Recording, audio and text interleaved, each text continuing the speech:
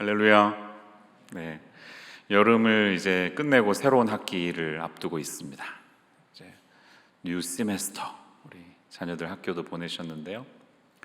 제자들에게도 몇 번의 이 사역을 변화시키는 중요한 사건들, 중요한 모멘트가 있었는데 오늘 우리가 읽은 이 장면이 바로 그러한 순간 중에 하나입니다. 우리가 흔히 알고 있는 변화산에서 도대체 무슨 일이 있었고 무엇을 의미하는지 같이 생각해 보겠습니다. 본문은 엿새 후에라고 이렇게 시작하고 있습니다. 그렇죠? After 6 days. 왜 이 시간의 의미를 두었을까요? 그 전에 있는 사건과 연관이 있기 때문이겠죠? 이 변화산 사건은 마태, 마가, 누가복음에 동일하게 등장하는데요. 이 공간복음에 다 나오는데 한결같이 예외 없이 이 변화산 사건이 있기 전에 예수님과 베드로가 대화하는 제자들과의 대화가 등장하고 있습니다. 그 대화의 내용이 무엇입니까? 우리가 잘 아는 것이에요. 너희는 나를 누구라 하느냐? 베드로가 그랬을 때 정답을 말했죠. 주는 그리스도십니다. 이렇게 말했을 때 마태복음에 보면 예수님이 뭐라고 하시죠? 네가 진짜 잘 대답했다. 내가 이 반석 위에 내 교회를 세우리니 이렇게 말하잖아요. 이 베드로의 신앙 고백이 굉장히 중요했죠. 왜 그렇습니까? 그 신앙 고백은 기독교의 분기점이었습니다. 왜냐하면 그 고백이 있은 다음부터 예수님이 교회라는 단어를 사용하기 시작했어요. 그 전에는 삶 속에 한 번도 공생의 기간 동안에 교회라는 말을 입 밖에 내지 않으셨는데 이 신앙 고백 위에 내 교회를 세우겠다 이렇게 말했으니까요. 이 고백이 교회의 기초가 되었습니다. 이 중요한 순간, 그 모멘트가 지난 지 이제 6일 정도가 시간이 지난 것입니다. 누가복음에는 8일이었다고 적혀 있는데 아마 성경은 그런 차이도 그냥 내버려 둬요. 제 생각에는 6일이 맞는 것 같습니다. 네, 그렇게 차이도 있습니다. 중요한 것은 6일이냐 8일이냐가 아니라 이전에 어떤 사건이 있었기에 그 이후에 예수님이 변화산을 갔느냐라는 데에 저자들의 관심이 있죠.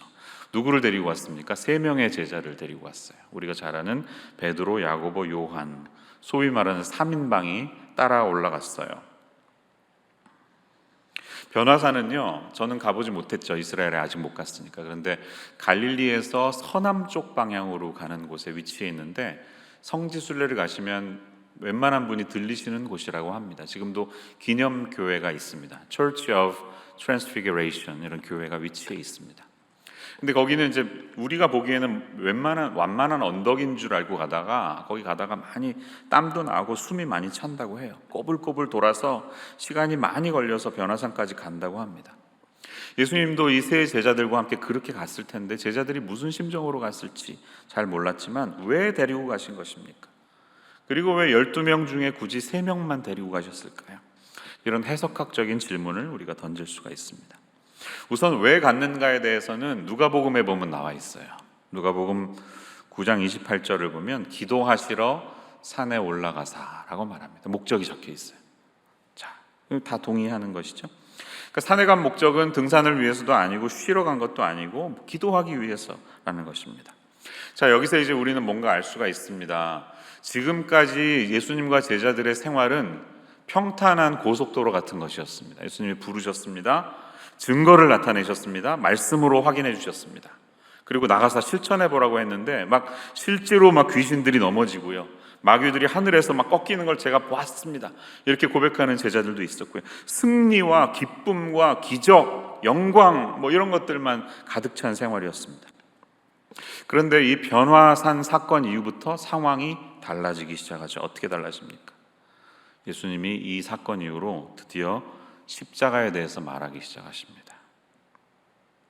내가 죽는 것, 이제 자기가 죽는다는 이야기를 처음 꺼내놓으세요. 다시 말하면 제자들에게도 고난과 역경과 환난이 무엇인지를 배워가는 타이밍이 찾아오는 것이에요. 십자가의 이 사역이 예수님의 입에서 나오게 되고 예수님에 의해서 드러나기 시작하는 시간이 온 것입니다. 여러분, 저와 여러분은 이렇게 적용할 수가 있습니다. 신앙생활 하다 보면요, 항상 할렐루야 만사형통 이러지 않죠? 네. 초반에는 보통 그렇습니다. 예수님 처음 믿을 때로 돌아가 보세요. 모든 것이 다 아름다워 보이고 일상 속에서 어쩜 그렇게 기적 같은 일이 내게 일어나는가, 하나님은 정말 살아계시는구나, 하나님이 날 사랑하시는구나, 그런 아주 로맨틱하고 핑크빛 로즈 가든 같은 그런 기적들이 많이 일어납니다. 그런데 신앙생활이 항상 그렇지 않죠. 어느 순간이 오면 우리는 십자가에 대해서 묵상할 때가 오고요, 믿는 이들은 당연히 고난을 받게 되고, 예수를 따른다는 것은 고난의 길을 간다는 것을 받아들여야 할 때가 온다는 것이에요. 하나님도 처음에는 우리를 이렇게 사랑해 주시는, 그러니까 좀 용납해 주시고, 웬만하면 좀 봐주시고 품어 주시죠. 적당히 교회 안 나와도 그냥 봐주시고, 막 거짓말하고 다녀도 봐주시고, 기독교인답지 않게 그냥 대충 믿고 다녀도 그것 가지고 문제 삼지 않으시는데요, 이제 우리의 신앙이 조금 더 깊은 세계에 들어가기 시작하고 예수님을 인격적으로 더 알아가기 시작하면 이제 작고 작은 문제까지 하나님이 간섭하시기 시작하시죠. 우리의 연약한 것들을 건드리기 시작하시고요, 그것을 변화시키려고 하시죠. 연애할 때도 비슷하지 않으십니까? 처음에는 사랑하는 사람 모든 것이 다 아름다워 보이고 웬만하면 다 받아들여지죠. 우리는 콩깍지에 씌었다고 합니다. 그런데 결혼하고 현실에 들어가기 시작하면 왜 부딪힙니까? 콩깍지가 벗겨지면서 내 현실을 만난 것도 있지만, 이 사람의 이제 모든 것이 나의 동반자라는 것을 어떻게 보면 내가 소유하고 싶은 거예요, 이 사람을. 나는 너에게, 너는 나에게 들어왔다, 이렇게 표현하듯이 작고 작은 것까지 우리는 이제 간섭하기 시작하고 그만큼 사랑하는 것이죠. 정말 일심동체가 되기 위한 그런 이제 갈등과 그런 과정이 생겨나는데, 하나님과 우리의 관계도 그런 연애 관계와 비슷하지 않을까요?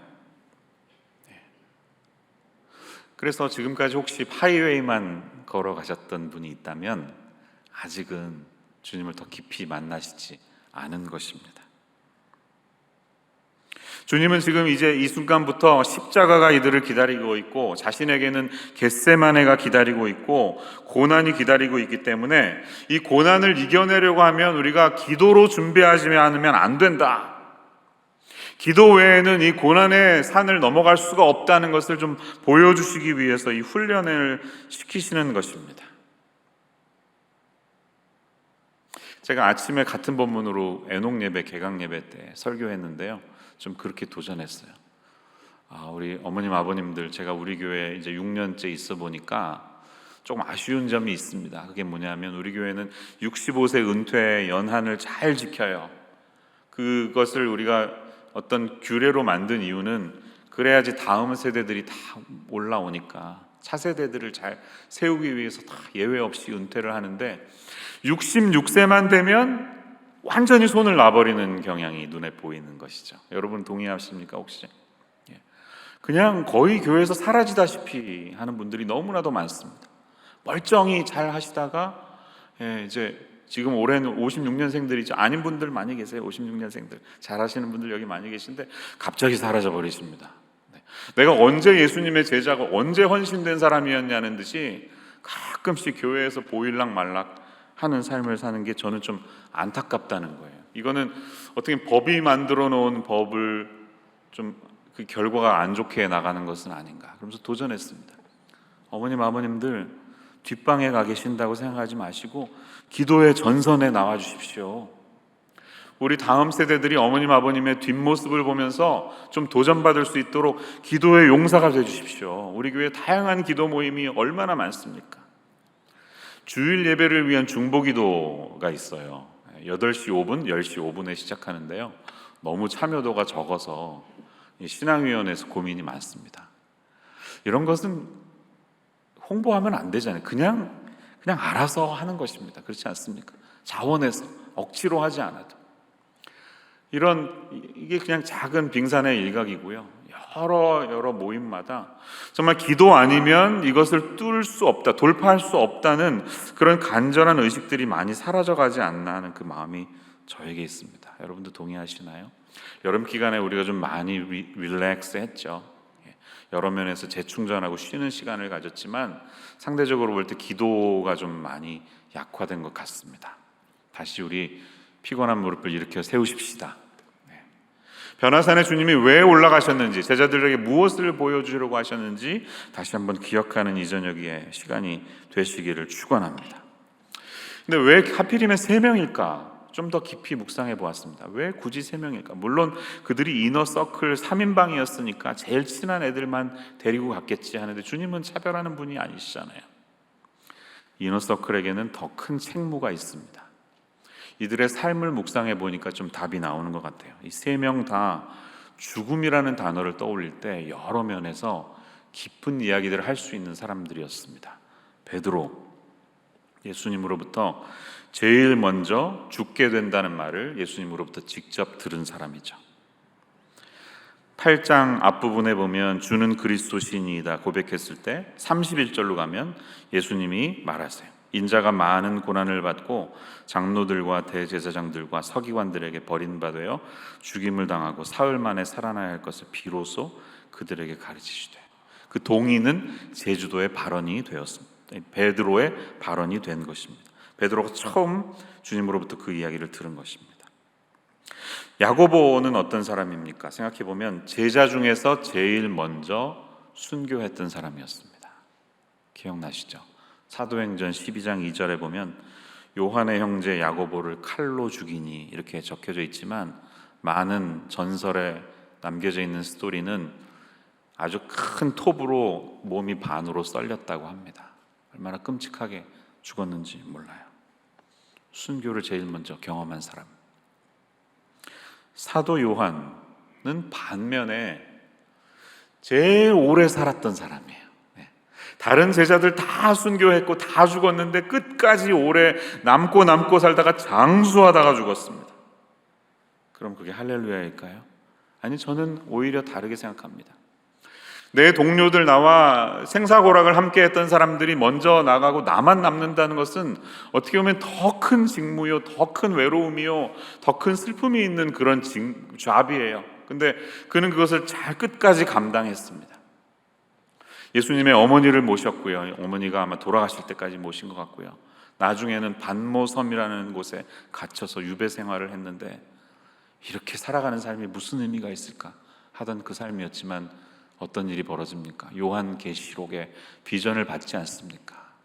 종말에 대해서 사도 요한에게 주신 그 비전으로 말미암아 우리는 이 마지막 날에 대한 계시를 풀어낼 수가 있지 않습니까? 긴 순교한 거예요. 긴 순교. 매일매일 자기를 죽이는 긴 순교하면서 오래 살았던 사람입니다.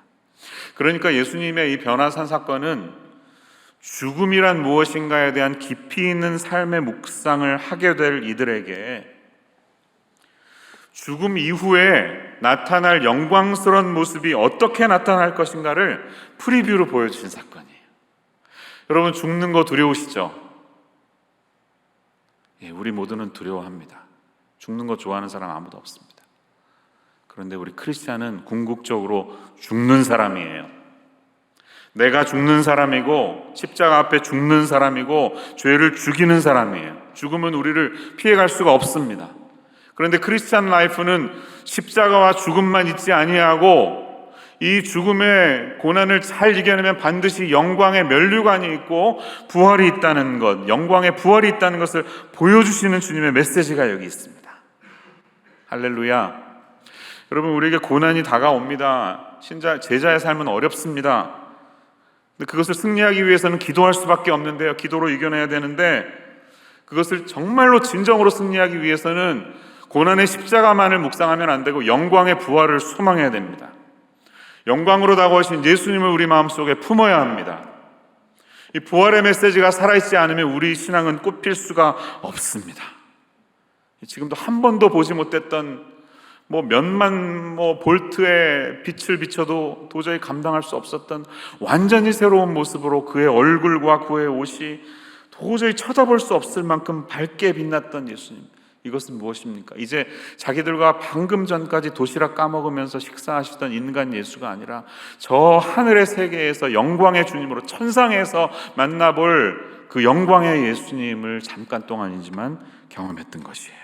주님은 그것을 보여주시기 원했던 것이에요. 나는 이러한 존재다. 너희를 위해서 하지 않아도 되는 이 대속사역 십자가를 짊어지는 일을 가지만 앞으로 기억해라. 고난만 있는 것이 아니라 이 고난의 길을 지나가면 영광의 부활이 있단다.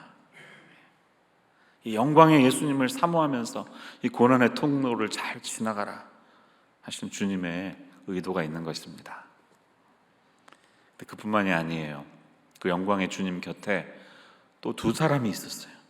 근데 제자들은 그가 누구인지 알아볼 수 있었다고 말합니다. 저는 어떻게 알아볼 수 있었을까 궁금하긴 합니다. 왜냐하면 이 제자들이 이 엘리야나 모세가 어떻게 생겼는지 누가 어떻게 알겠습니까? 그렇죠? 이것은 나중에 주님께서 주신 영감이었겠죠. 영감으로 알려주셨겠죠. 그런데 이 모세와 엘리야가 함께 예수님과 나타나서 함께 대화 나누고 있어요. 이 장면은 도대체 또 무엇일까요? 무엇을 의미하는 것일까요? 학자들은 대부분 동의합니다. 이 나눴던 대화의 내용이 무엇이었을까? 아직은 모르지만 누가복음에 보면요, 누가복음에서는 별세할 것에 대한 대화였다고 말합니다. 9장 31절 한번 보여주세요. 영광 중에 나타나사 장차 예수께서 예루살렘에서 별세하실 것을 말할세.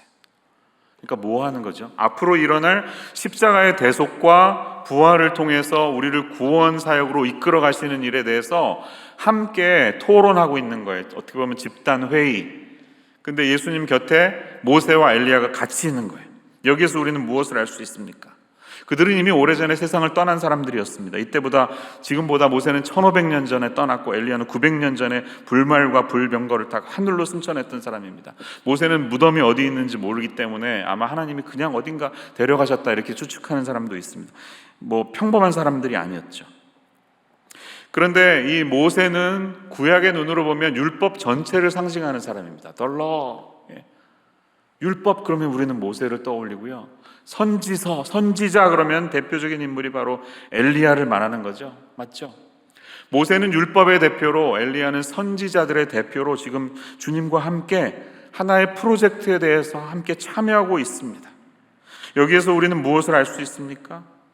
이제 제자들은 깨달은 거예요. 내가 유대인으로 태어났는데 여태까지 어릴 때부터 율법을 배우고 선지자들에서 배웠는데 내가 따르는 주님이 그냥 단순한 지도자가 아니라 구약이 그토록 이야기했던 바로 그 메시아 맞구나. 내가 믿어왔고 따랐던 그 정통의 길을 함께 하시는, 예수님은 구약과 신약을 연결하는 다리이면서 구약과 신약의 중심 인물들과 함께 만나서 가장 중요한 성경의 이야기의 핵심을 이루어내시는 가장 센트럴 피겨, 가장 중요한 분이시구나 를 제자들은 깨달았을 것입니다.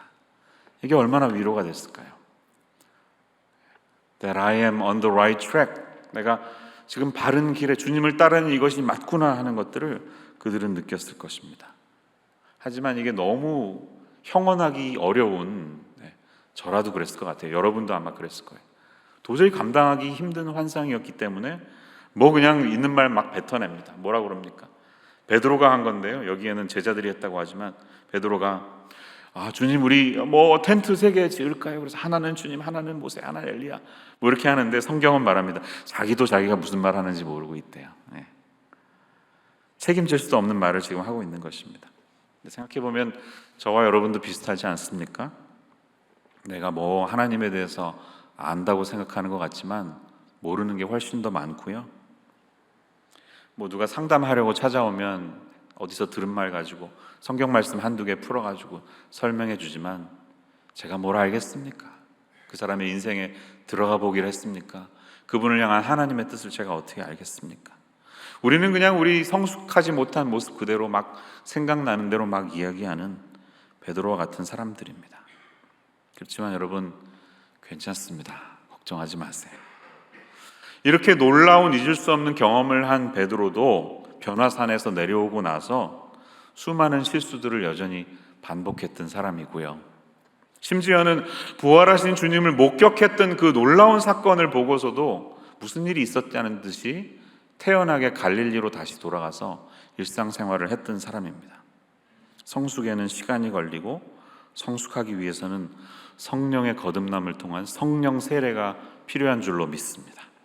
사도행전 2장에 성령 강림 사건이 있고 나서 드디어 비로소 베드로는 베드로답게 살아가기 시작합니다. 중요한 것은 이렇게 부족하고 성숙하지 못한 우리에게 찾아오시는 주님, 보여주시는 주님, 격려해 주시는 주님이라는 사실을 오늘 우리가 붙들어야 돼요. 왜 그렇습니까? 이런 사건이 벌어질 때 마침 구름이 와서 그들을 덮으며, 7절은 말합니다. 이 성경에 나타나는 구름의 의미는요, 하나님의 임재를 상징합니다. 모세 때부터 그랬어요. 기억나시죠? 예외 없이 하나님이 나타나실 때 영광 가운데 구름이 임했습니다. 번개가 쳤습니다. 하나님의 임재를 상징합니다. 지금 하나님이 지금 이것을 컨펌해 주시고 보여주신다는 것을 확신시켜 주시는 것이, 그러면서 소리가 들려옵니다. 뭐라고 말합니까? 이는 내 사랑하는 아들이니 너희는 그의 말을 들으라. 자, 이 소리를 떠올릴 때 어디선가 들었던 기억이 있죠. 뭡니까? 복음서 맨 앞에 보면 예수님이 공생애를 시작하시면서 요한에게 세례받았을 때 들렸던 소리예요. 맞습니까? 하나님이 그렇게 말씀하셨죠. 그때 예수님께, 사역을 시작하는 예수님에게 힘내라, 컨퍼메이션을 주는 하나님께서 지금 다시 한번 찾아오셔서 제자들에게도 컨퍼메이션을 주시는 것이에요. 내가 사랑하는 그 아들이다 라고 말씀하시는 것입니다. 여러분, 컨퍼메이션은 우리 삶에 얼마나 안정감을 줍니까? 내년 4월에 한국 간다? 자랑하지만 확실해? 물었다면 그때 증거가 있어야 되잖아요. 확실해. 여행사에서 컨퍼메이션 메일이 왔어. 예약 확인이 와야 우리는 그때 안심할 수 있잖아요. 예수님에게도 그 공생애라는 그 힘든 길을 걸어갈 때 컨퍼메이션이 필요했고요. 제자들을, 앞으로 일어날 이 십자가와 고난의 길을 감당해야 될 제자들에게도 주님의 컨퍼메이션은 필요하다는 사실을 우리는 알 수가 있습니다. 사랑하는 저와 여러분에게 우리 하나님께서 여러 경로로 컨펌해 주시고 확인해 주시고 위로해 주시는 그런 역사가 일어나시기를 주님의 이름으로 축원합니다. 만약 하나님께서 우리에게 찾아오셔서 내가 너를 사랑한다, 너는 보배롭고 존귀한 나의 아들이다, 나의 딸이다 한다면 더 이상 뭐가 필요합니까? 그렇죠? 그것이면 다합니다. 더 이상 우리에게 필요한 게 없습니다. 주님이 주시는 위로와 소망을 사모하며 다시 한번 제자의 삶을 걸어갈 수 있는 저와 여러분의 삶이 되기를 축원합니다. 한 가지 더 있습니다. 하나님의 말씀은 두 번째로 이어지는데요, 그것은 너희는 그의 말을 들으라 이렇게 말합니다. 내가 사랑하는 아들이니까 listen to him, 예수의 말을 들어. 이게 하나님의 고난을 앞둔 우리에게 주신 주님의 명령이었습니다. 신앙생활하면서 체험도 중요하고요, 음성 듣는 것도 중요하고 아주 별스러운 경험을 하는 것도 참 중요하긴 하는데요, 대부분은 6개월 이상 가지 않습니다. 체험은 잠깐이지만 영원히 남는 것은 무엇일까요? 영원히 남는 것은 매일 아침 우리에게 말씀을 통해 인격으로 다가오시는 로고스이신 예수님과의 교제밖에는 없습니다. 예수님과 말씀을 통해 누리는 그 기쁨 외에 우리를 영원토록 진리로 인도해 주시는 다른 증거는 없다는 사실이에요. 결과를 보세요. 그러자마자 모든 것이 사라져 버립니다. 문득 둘러보니 아무도 보이지 아니하고 오직 예수와 자기들 뿐이었더라 이렇게 말합니다. 결국 인격이신 예수님만 남습니다. 사랑하는 여러분, 베드로가 나중에 시간이 흘러서 책을 남기잖아요. 베드로 전후서를 남기면서 이때 이 사건을 회고하면서 이렇게 기록합니다. 베드로후서 1장 후반부를 한번 올려주시면 16절에서 보면 이런 말씀이 있죠. 우리 주 예수 그리스도의 능력과 강림하심을 너희에게 알게 한 것이 교묘에 만든 이야기를 따른 것이 아니요 우리는 그의 크신 위엄을 친히 본 자라. 지극히 큰 영광 중에서 이러한 소리가 그에게 나기를 이는 내 사랑하는 아들이요 내 기뻐하는 자라 하실 때에 그가 하나님 아버지께 존귀와 영광을 받으셨느니라. 이 소리는 우리가 그와 함께 거룩한 산에 있을 때에 하늘로부터 난 것을 들은 것이라 이렇게 말했죠. 그런데 이 다음이 중요합니다. 이 다음. 자, 여기서부터는 같이 한번 읽어보겠습니다. 시작. 또 우리에게는 더 확실한 예언이 있어 어두운 데를 비추는 등불과 같으니 날이 새어 샛별이 너희 마음에 떠오르기까지 너희가 이것을 주의하는 것이 옳으니라. 먼저 알 것은 성경의 모든 예언은 사사로이 풀 것이 아니니 예언은 언제든지 사람의 뜻으로 낸 것이 아니요 오직 성령의 감동하심을 받은 사람들이 하나님께 받아 말한 것임이라. 아멘. 여기 나오는 이것이 무엇입니까? 이것을 주의하는 것이 옳으니라. 그것은 예언입니다. 하나님의 사람들을 통해 앞으로 쓰여질 이 예언의 말씀, 이것이야말로 더 확실한 예언이라는 것이에요. 영광 가운데 주님이 나타나시고 얼굴도 바뀌고 옷도 빛나고 음성도 들리고 했지만 그것보다 더 확실한 예언은, 우리가 평생 동안 놓치지 말아야 하는 것은 바로 이 말씀으로 다가오시는 로고스이신 예수님과의 인격적인 교제라는 사실이에요. 베드로는 그것을 깨닫고 인생을 마감하면서 베드로후서 마지막에 그 한마디를 적는 것입니다. 저와 여러분에게도 동일한 고백이 있으시기를 축원합니다. 결론이에요. 기도하기 전에 두 가지 붙들고 우리 기도했으면 좋겠어요. 첫째, 주님은 우리에게 주님의 영광을 보여주시고 우리에게 예수님이 하나님이심을 알려주시고 십자가의 길을 가게 하십니다. 십자가의 길은요, 단순히 외롭고 힘든 길만 아닙니다. 왜? 부활의 영광이 우리와 함께 있기 때문에. 이 영광의 부활을 사모하면서 기꺼이 제자가 걸어야 할 십자가의 길을 걸어가는 저와 여러분의 삶이 되시기를 축원합니다. 영광을 체험해야 되고 음성을 들어야 하고요, 위로를 받아야 합니다. 그러나 두 번째, 그러한 모든 경험들은 사라집니다. 하지만 하나님의 말씀은 시간이 흐를수록 더 우리 삶 속에 다가와서 확증되어 갈 것입니다. 그러므로 말씀 안에 거하십시오. 경험이나 사람보다 예수님께 더 집중하십시오. 다 사라지고 예수님과 제자들만 남았습니다. 예수님께 집중하십시오. 그분의 음성을 들으십시오. 지금도 우리에게 말씀하시는 예수님의 음성을 들으시기를 소망합니다. 기도하겠습니다. 하나님 아버지, 여름을 마치고 이제 가을을 시작하며 또 저희의 삶 가운데도 변화산에서 사랑하는 제자들을 만나셔서 위로해 주시고 격려해 주시며 또 고난의 길을 기꺼이 걸어갈 것을 당부하시는 주님, 저희의 일상 가운데도 찾아오셔서 말씀하여 주시고 위로하여 주시며 컨펌하여 주시옵소서.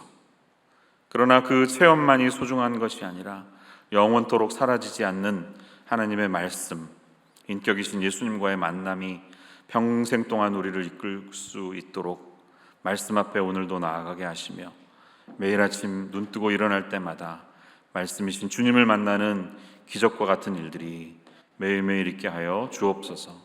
예수님의 이름으로 기도합니다. 아멘.